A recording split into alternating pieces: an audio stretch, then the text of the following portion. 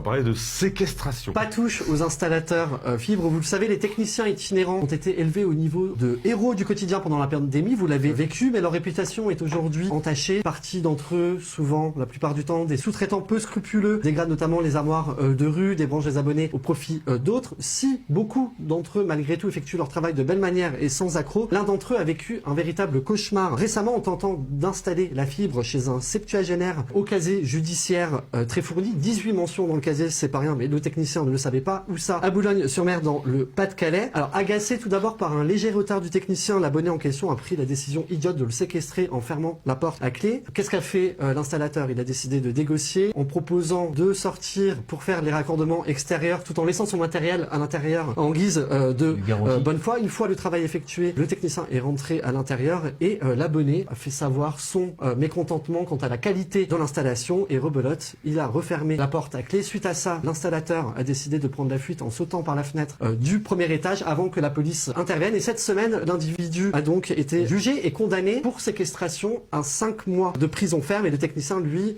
s'est vu prescrire 3 jours d'ITT. Le technicien aussi, lui, avait indiqué aux autorités que l'abonné l'avait menacé avec un couteau, donc une arme blanche. Et lors du jugement, l'individu a donc été relaxé pour l'utilisation d'une arme blanche. Donc ça n'a pas été avéré. Il a été uniquement condamné pour séquestration. Je sais que vous attendez la fibre, ne mettez pas un plomb. Une bien belle histoire en tout cas, Max.